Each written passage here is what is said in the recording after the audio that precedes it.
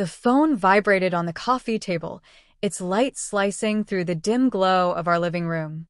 My wife, Lisa, and I had been married 6 years, our world revolving around our daughter, Emma, and the home we'd built together. Lately, her late nights at the graphic design studio and secretive phone habits had stirred a knot of suspicion in me. Then the text came, at my ex's place. Don't be jealous. A chill ran through me. Her casual mention of Brian was deliberate, a provocation. I typed back with measured finality. I'm not jealous. I'm done. Expect divorce papers. Her call rang immediately, but I let it go to voicemail. I wasn't surprised by the message. I had sensed trouble for weeks. Her work meetings conveniently lined up with Brian returning to town, and I had glimpsed a flirtatious message on her phone. Missed you last night. She dismissed it as nostalgia, but when I accessed our shared cloud, I found photos of them together at a bar, time-stamped last week. Her text was a test, daring me to react. But my reply, calm and decisive, shifted the balance. I called my sister to look after Emma, shielding her from the storm about to hit, and contacted a lawyer to prepare the divorce papers. An hour later, Lisa rushed home, her face pale, tears brimming. It's not what you think, she stammered. I raised my phone, displaying the bar photos. You're at Brian's, telling me not to be jealous, I said evenly. You crossed the line. Her knees gave way, sobs racking her body as she realized I wasn't bluffing. The messages and photos, some she believed hidden, exposed her affair.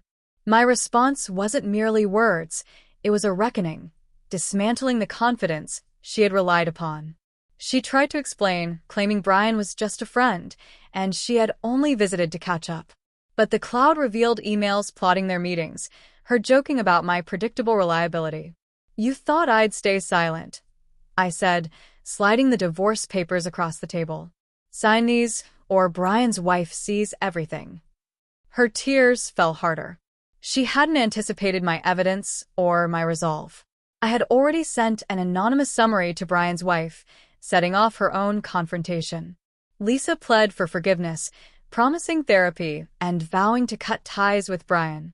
But her text and her affair had shattered trust beyond repair. I moved Emma to my sister's care, ensuring her stability. Friends learned through mutual contacts. Some were shocked. Others had noticed Lisa and Brian's closeness at events. That "don't be jealous" text was meant to dismiss me, but my calm, evidence-backed reply turned the tables, exposing her betrayal to our social circle. The aftermath was swift. Brian's wife confronted him, ending their marriage. Lisa's social network fractured under gossip. Her design firm, sensitive to workplace tension, sidelined her once clients got wind of the scandal. She attempted a vague post on social media about missteps, but the reactions were harsh, her reputation crumbling. My actions weren't vengeance. They were clarity, letting her own choices unravel her life. Her tears at the sight of the divorce papers were consequences she had never anticipated. I relocated to a new apartment, focusing on Emma, her schoolwork, her laughter. Lisa's calls grew scarce, her world contracting as she grappled with therapy and a failing career. I didn't expose the evidence publicly.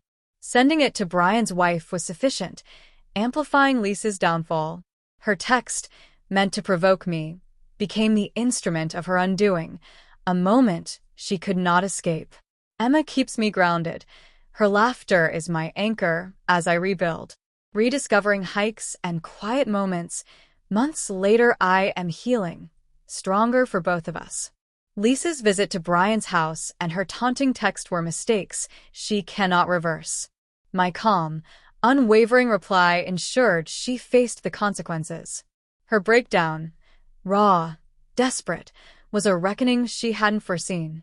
I am constructing a future where trust is sacred, leaving Lisa to confront the wreckage of her own choices. That text, "Don't be jealous," will haunt her forever.